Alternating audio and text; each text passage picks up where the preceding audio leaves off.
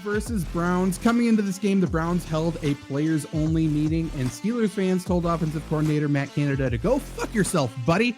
While it's only been 2 games, both teams responded well, executing 4 straight touchdown drives in the first half.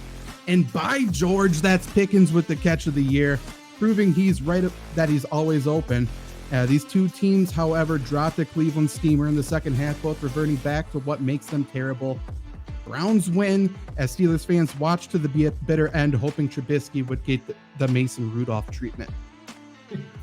Doris Catherine Metcalf helped the Seahawks get down the field to start the day with a field goal, but Mariota runs it in to make it 7-3. Decaf Metcalf won't have it, though, as he scores to make it 10-3. And then we're in Kickerville, baby, as this game goes back and forth off the foot of both teams until it's 2013 Atlanta. Make that 2020 thanks to Dildo Kangaroo Metcalf.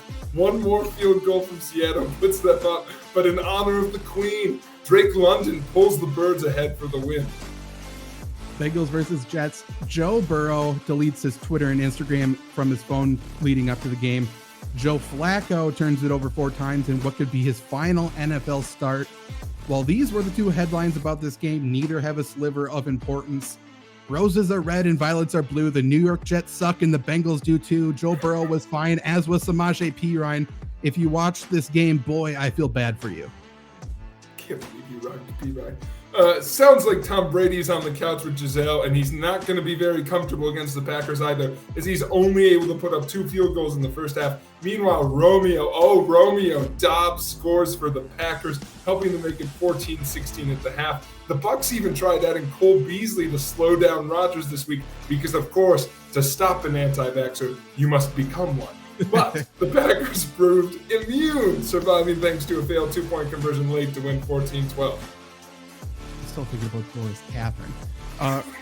Ravens, Patriots, return of the Mac coming in. He had spasms in his back, turned it over, back to back to back. To be fair, the Patriots didn't prepare a damn thing for this game other than Vince Wilfork to be inducted into the Ring of Honor at halftime. Lamar Jackson looks like an MVP. Mark Andrews has diabetes, and J.K. Dobbins looks damn good to me. He made his season debut as the Ravens took care of the Patriots.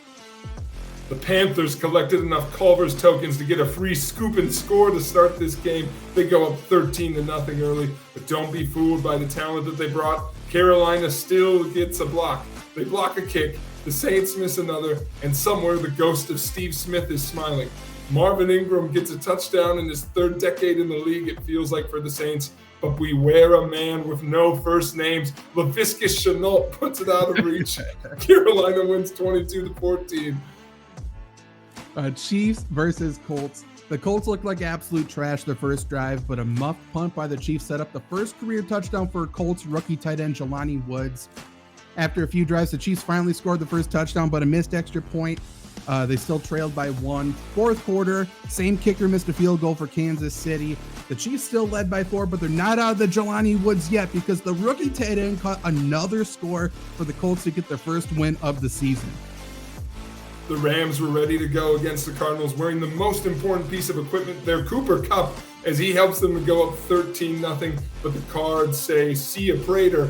He makes it 13-9 through the 3rd quarter. But then Cam Akers with a late TD. The Rams go on to win 20-12. Bills versus Dolphins in what was the game of the week. The Miami Heat are alive and well as the temperature was near 100 degrees on the field. There was nowhere to Micah Hyde, and by the way, thoughts to Micah Hyde, who suffered a season-ending neck injury. Tua took a big shot to the head in the first half, and he couldn't walk as he was rumbling, bumbling, stumbling all over the field. But that was all water under the bridge, they didn't let Teddy stay out there for too long. Josh Allen fumbled the snap near the end of the first half, so the Bills didn't have enough time to kick a field goal. Good thing special teams have never haunted the Bills before. Second half comes and it was a fever dream, or maybe more like a heat stroke. The Bills misplaced the entire right side of their offensive line. Every player on the Bills kept cramping up while the Dolphins were fine. And Miami punter Thomas Morstead attempted to kick the ball directly up the asshole of his personal protector. And speaking of asshole, Tua kept playing in the game. He wasn't anything special, wasn't that good. The Bills drove the field, however, on a game-winning drive, but once again, they run out of time by literally 1 second. The Bills lose by 2. This was a real quote during the Commanders-Eagles game. Wentz has had swag everywhere he's been. He had North Dakota swag, then Philly swag, then Indy swag, and now he has Commander swag. He was then immediately sacked, and that's how this game went. He was sacked 9 times, losing to the Eagles 24-8. Texans versus Bears had all the makings of a Lovey story. The one who got away is now on the visitor's sideline, and while it's clear there's still feelings on both sides, it was forbidden Lovey. The Bears jumped out to an early 10-0 lead, but Lovey is in the air. The Texans storm back, and it's tied going into the fourth quarter. 1 minute left in the game, and it's still tied. However, Davis Mills does Davis Mills things. Davis Mills kills the mood. Davis Mills throws an interception, setting up a field goal for the Bears to win and show they've officially moved on.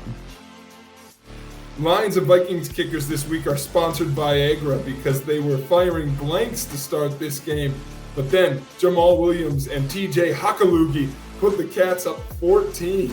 But oh no, hard to keep track of a white guy in Minnesota. Thielen breaks loose for a touchdown. Dalvin Cook surging before his scheduled knee injury this year. He ties the game. The Viagra kicks in for Siebert, though. He makes it 17-14, but Greg Joseph is still feeling limp. He misses a kick. Then the Lions light off a Jamolotov cocktail. Williams scores again, and they get a fumble. Good times in Detroit don't last, however. The best president in the NFL, Alexander Madison, scores. Seaver has a chance to ice it, but 50% of men will suffer from performance issues, and he's one of them. He misses. KJ Osborne breaks Dan Campbell's heart. The Lions lose 28-24. Raiders versus Titans. The world recently lost a pretend queen, but in this game we saw the return of a pretend king. Yes, return of the Mac. We're back here again. Devontae who? Mac Hollins followed up a big game last week with 150 yards for the Raiders this week. But this is the Tannehill they will die on as the Titans get the victory despite going scoreless in the second half. Just how good will this Raiders offense be, we asked. Well, good enough to be the only 0-3 team in the NFL. I've been waiting all day for a Sunday night. We've got a throwback. The game had everything a fan from the 1970s could want. A safety, a tipped pass pick, 400 yards of punting, a game-sealing fumble for the Broncos, and a fullback toe-tap catch on the sideline. What more could you ask for besides a better game between the Broncos and 49ers? Garoppolo did his best Orlovsky impression on the safety. One can only guess he thought he had enough room because Trey Lance was on his headset saying, Jimmy, you can trust me. Just keep backpedaling. You've got nothing but space. Jaguars versus Chargers.